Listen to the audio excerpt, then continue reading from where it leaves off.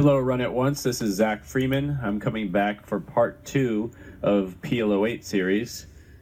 I'm picking up where I left, and I'll be doing mostly gameplay this part.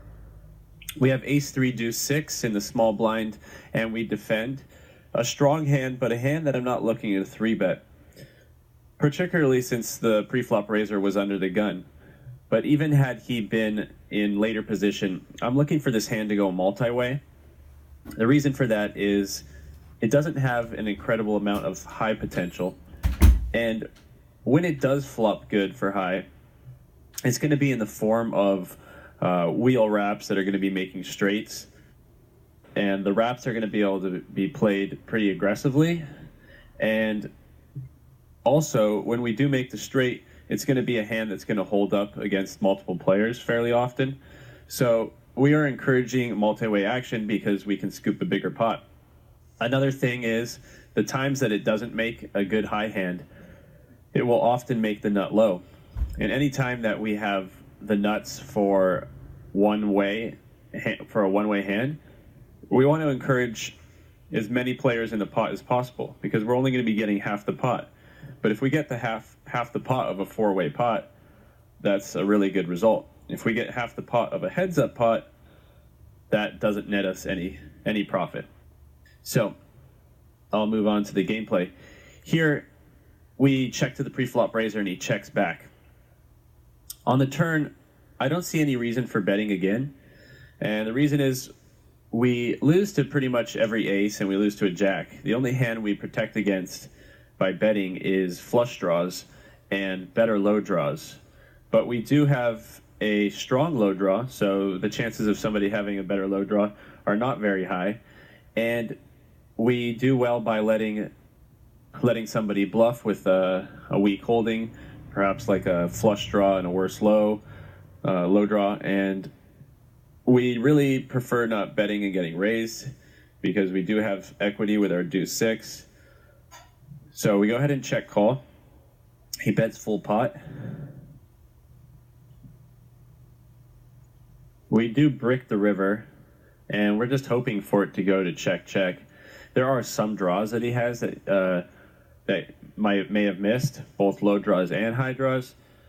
But now we see, and we could consider a hero call for sure, but we see he only bets 1/4 pot on the river, and we're getting really good odds.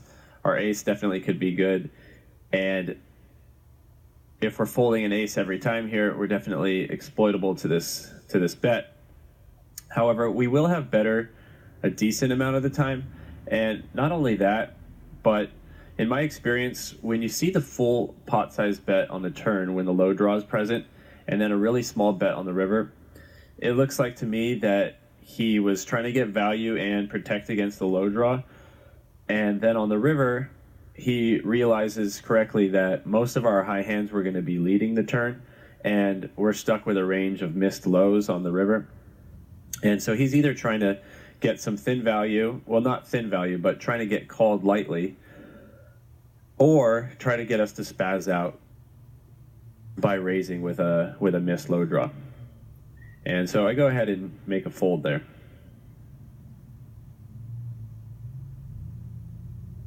On table 1, we'll have an open if folded to us.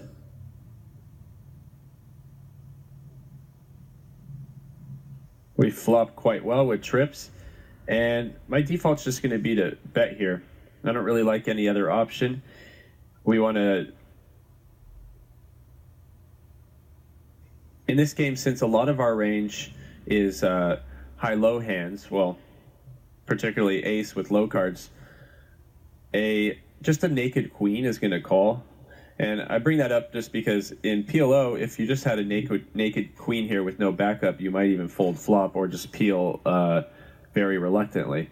But in high-low, just having a queen here is strong enough to make a slam dunk call on the flop at least.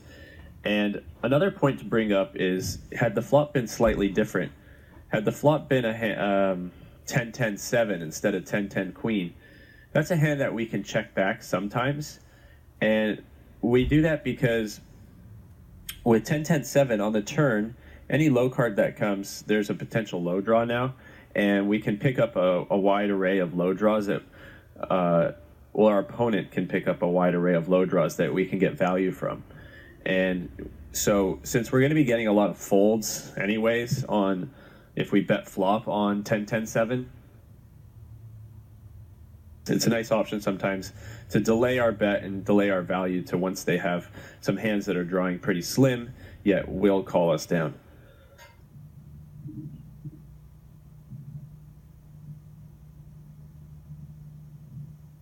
Table 2, we have a hand similar to the last one we played on table 2, where we have a very strong hand for low only, but this hand is even weaker for high, given that we have no suits. And in a loose game, I will still opt to just raise pre-flop because we're going to get multi-way action anyways. However, if the game is not playing particularly loose, then limping becomes a nice option. And limping in general in other flop games, especially big bet, is usually discouraged. But in this game, due to its split pot nature, there's certain hands, like the ones we mentioned, where you're going to be flopping strong, but for only one end of the pot often. And they're hands that are pretty flop dependent that that limping works out nicely. And you might worry that by limping, we're going to be having our hand range face up a little bit and we'll be unbalanced, given that we'll have hands that don't have good suit connectivity or high cards with them. But that's not the case because the other type of hands that we can limp are high-only hands.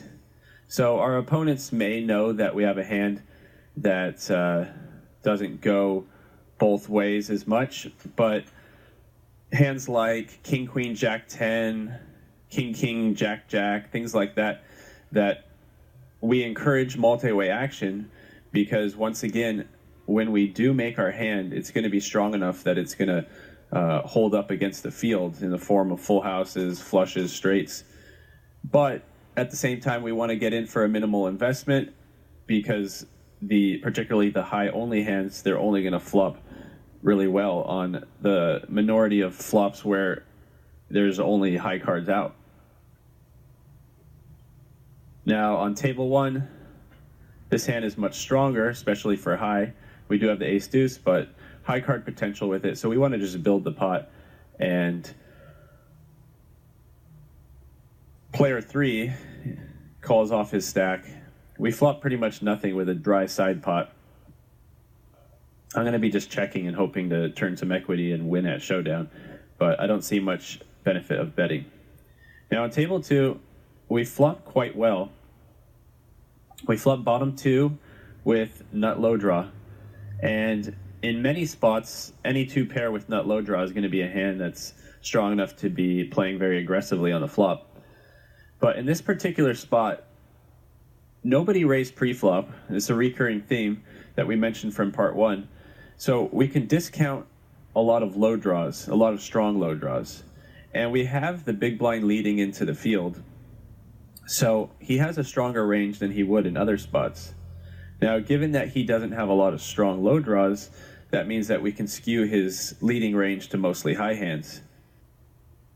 If his range is skewed towards high hands, then our bottom 2 pair is fairly dominated for high. It still has some equity if he has queen plus draw or things like that. But for the most part, we're not going to overtake his high hand that often. So we're just going to want to flat, keep the pot smaller, and also encourage some weaker low draws to call behind us. Now, we catch the worst turn in the deck, and in fact, I don't think there's another turn worse than this. And on this particular turn, I think we actually need to fold. I don't like the call. And I believe I would be calling every other turn and raising some, obviously. If we made any low draw, I would be raising it, especially if we had a low club. That'd be a hand, that would be a card that we could play aggressively because we can get him off lower flushes or sets that he opted to bet. But most of the time, if he has a set, he's going to be checking to us, and we can just barrel him off the set. However, I don't like the turn call. We brick river, and we fold. Table 2, we have a marginal high-only hand, and if there's a small raise pre-flop, I will call. But what you want to be careful about with the high-only hands is if you start playing marginal hands that are, decent like this one, but not great, your VPIP's going to start creeping up too high. And you need to have, for a high-only hand, you need it to be really high quality, because when you do flop a high-only hand or a high-only draw, you want it to be really good such that you're going to have redraws. It's going to hold up the maximum amount of time, because it's already a rarity that we do flop well enough to go with a high-only hand, excuse me. On table 1, it's a limp pot, and we flop bottom pair and third nut low draw. I make a speculative peel, which I think is close. It's okay, given that he's a short stack. There's not much reverse implied odds. We can spike 2 pair and second nut low on like a 7. An 8 is probably pretty good for us. A deuce is great, giving us nut low and some high potential as well. But on a brick river like a jack, our chances of scooping the pot are highly diminished, and go ahead and check fold. On table 2, another marginal hand, but worth defending towards from the button's min raise. We flop bottom 2 and a backdoor low draw. He c-bets about half pot, and we call. And we're done with the hand once we get check raised here. It was already a speculative call on the flop.